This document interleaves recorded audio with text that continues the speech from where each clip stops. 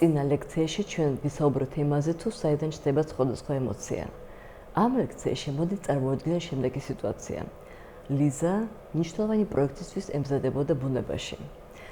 მას სჭირდებოდა ბევრი რამ დახატვა, დაწერა, გაანალიზება, დაწეფება და ამ დროს ბავშვები ძალიან ხმამაღლა კამათობდნენ ეზოში. ხმაური შემოდიოდა ლიზას ოთახში, რადგან ლიზა ცხოვრობდა პირველ სართულზე და ხელს უშლიდა ლიზას კონცენტრაციაში. ამ დროს ლიზას უჩნდებოდა ბრაზი.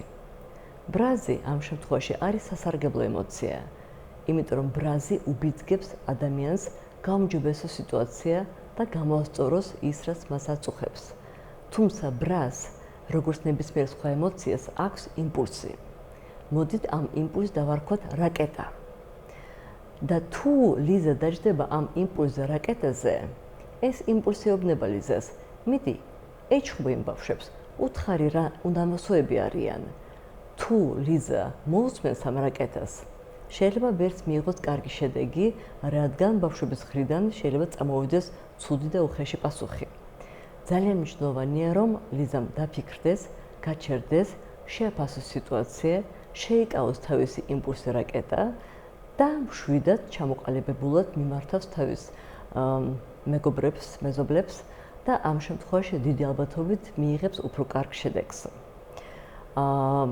ძალიან მნიშვნელოვანია ნებისმიერ სიტუაციაში არ დაუჯეროთ პირველ იმპულსს, არამედ გავჩერდეთ, გავაანალიზოთ, დავფიქრდეთ და ამის შემდეგ თქვენ შეგიძლიათ თქვათ რაღაცა უფრო კონსტრუქციულად, უფრო მშვიდად, ან უფრო უხეშად, ან საერთოდ არ თქვათ, ან მოიქცეთ კიდევ ნებისმიერი სხვა გზით, მაგრამ ეს გზა იქნება თქვენი გააზრებული არჩევანი. ამ სიტუაციას აქვს თავისი გაგრძელება. ლიზა მიიღო ძალიან მაღალი ნიშანი თავის პროექტში და თაკომ მისმა კლასელმა მიიღო დაბალი ნიშანი. და ლიზას რაკეტა ეუბნებოდა, მიდი, უთხარი თაკოს, როგორ შეგაქო მასწავლებელმა.